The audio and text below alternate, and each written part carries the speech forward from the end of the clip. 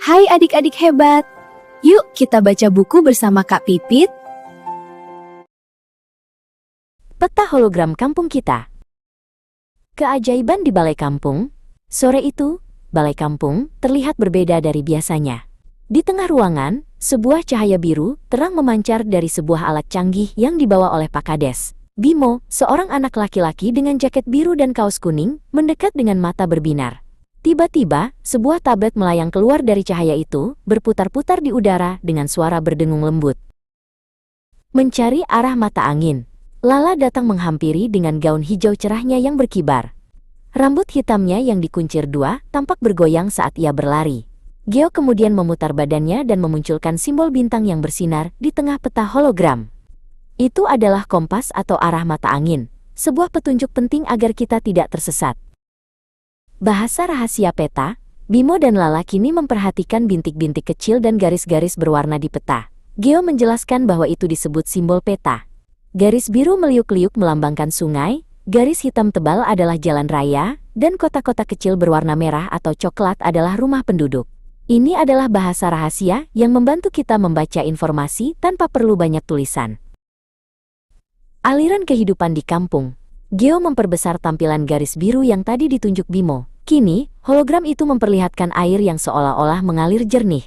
Geo menjelaskan bahwa sungai adalah kenampakan alam yang sangat penting bagi geografi sebuah wilayah. Selain sebagai saluran pembuangan air hujan agar tidak banjir, sungai juga menjadi sumber air bagi kehidupan di kampung. Jalanan dan hamparan hijau.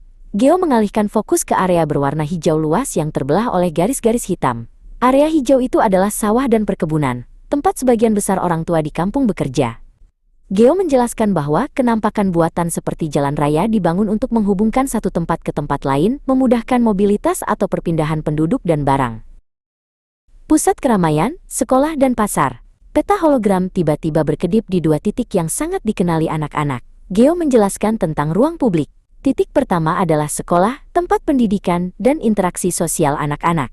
Titik kedua adalah pasar, pusat kegiatan ekonomi, di mana orang-orang bertemu untuk berjual beli kebutuhan sehari-hari. Batas dan bentuk bumi. Geo kini memperluas tampilan peta hingga terlihat garis putus-putus yang mengelilingi seluruh kampung. Ini adalah batas wilayah, jelas Geo. Batas ini bisa berupa batas alam seperti sungai dan hutan, atau batas buatan seperti pagar atau jalan besar. Mengetahui batas wilayah penting agar kita tahu ruang lingkup tanggung jawab dan pemerintahan desa kita. Menjadi arsitek kecil. Nah, sekarang giliran kalian, seru Geo. Dia memberikan tantangan kepada Lala untuk membuat denah sederhana. Geo menjelaskan bahwa denah adalah peta kecil yang menunjukkan lokasi sebuah ruangan atau bangunan secara mendetail. Lala diminta membayangkan jika dia melihat rumahnya tepat dari atas plafon, lalu menggambarnya di atas permukaan cahaya Geo. Teknologi dan keselamatan. Peta hologram tiba-tiba berubah warna menjadi merah di beberapa titik dekat sungai. Geo menjelaskan bahwa teknologi peta digital seperti hologram ini sangat berguna untuk mitigasi bencana. Dengan data geografi yang akurat, penduduk bisa tahu daerah mana yang rawan banjir atau tanah longsor saat hujan deras turun.